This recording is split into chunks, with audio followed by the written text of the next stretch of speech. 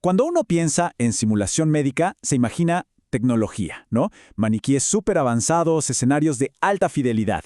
Pero ¿saben qué? La parte más importante donde ocurre el verdadero aprendizaje no es durante la simulación, es en la conversación que viene después. Hoy vamos a meternos de lleno en ese mundo fascinante del debriefing. Y miren, esto no es una opinión nomás, es una afirmación contundente de un estudio científico muy reciente. El debriefing no es un extra, algo que se hace si queda tiempo. No, es el motor. Es lo que convierte una experiencia en conocimiento real y duradero. Entonces, ¿qué es exactamente? Bueno, es mucho más que un simple resumen de lo que pasó. Es una conversación con estructura, con una intención muy clara. Desarmar lo que se hizo para entender el porqué detrás de cada acción. Y lo más importante, conectar todo eso con la práctica clínica del día de mañana. Esta es nuestra hoja de ruta para los próximos minutos. Vamos a ver la estructura básica, qué pasa cuando las cosas se ponen difíciles, una técnica avanzada como el co-debriefing, el impacto de la cultura y al final, la pregunta del millón, ¿qué dice la ciencia sobre todo esto? Muy bien, empecemos por desglosar su anatomía. Hay muchísimos métodos, es verdad, pero la gran mayoría comparte un esqueleto, una estructura lógica que está pensada para guiar a la gente desde el calor del momento hacia una comprensión mucho más profunda. Lo genial de esta estructura es cómo va construyendo el aprendizaje paso a paso. Se empieza por las emociones, para despejar la mente. Luego, se reconstruyen los hechos, para que todos estén en la misma página.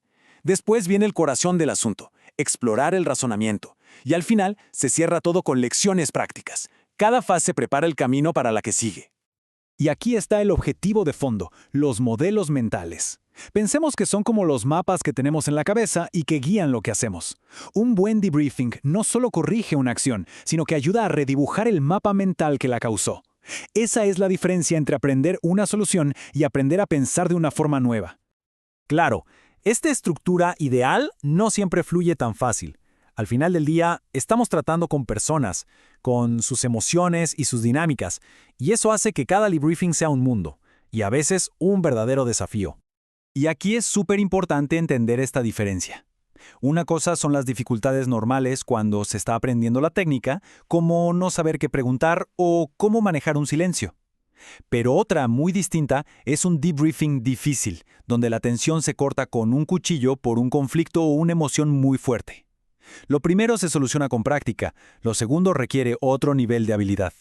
La investigación incluso ha identificado ciertos fenotipos o patrones de comportamiento que pueden complicar todo.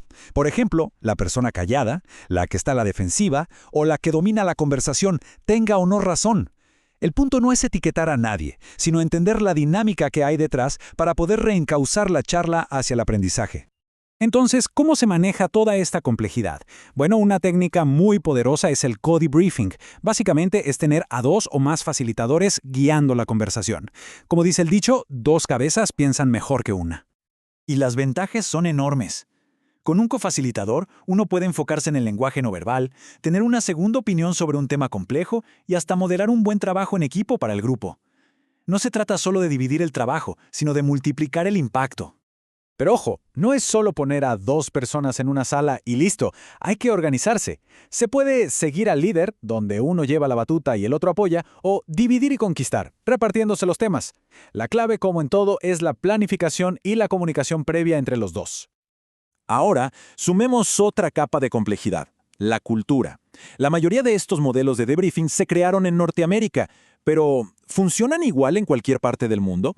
Esto nos lleva a una pregunta clave sobre cómo influye la cultura en estas conversaciones. Un concepto fundamental aquí es la distancia de poder. En simple, se refiere a cómo una cultura ve las jerarquías. En culturas con alta distancia de poder, es muy raro que alguien cuestione a una figura de autoridad, como un instructor. En cambio, en culturas con baja distancia de poder, es mucho más común y aceptado. Y esto tiene un impacto que se puede medir. Miren este gráfico, es clarísimo. En culturas con alta distancia de poder, los facilitadores hablan muchísimo más. En las de baja distancia de poder, la conversación es más equilibrada. Esto demuestra que no se puede aplicar la misma técnica en todos lados y esperar el mismo resultado. Hemos hablado del arte, la estructura, la cultura, pero como en todo, hay que preguntarse, ¿qué tan sólida es la evidencia científica que respalda lo que hacemos? En una revisión científica enorme que se hizo hace poco, los investigadores encontraron 70 estudios que comparaban diferentes métodos de debriefing. A primera vista, 70 suena como un montón de evidencia, ¿no? Bueno, acá viene la parte crucial. A pesar de esos 70 estudios, la conclusión de los autores fue que todavía no tenemos pruebas contundentes para decir que un método de debriefing es, sin lugar a dudas, mejor que otro.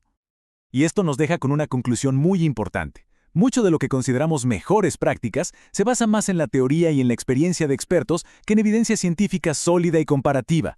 Esto no significa que lo que hacemos esté mal, para nada, pero sí que hay que mantener una mente abierta y seguir investigando. Y esto nos deja con una pregunta final fascinante. Queda claro que el debriefing es un arte. Necesita habilidad, inteligencia emocional, sensibilidad cultural. La pregunta para el futuro no es si es un arte o una ciencia. La pregunta es, ¿cómo podemos seguir construyendo una base científica cada vez más fuerte para apoyar y refinar este arte que es tan, pero tan vital para el aprendizaje?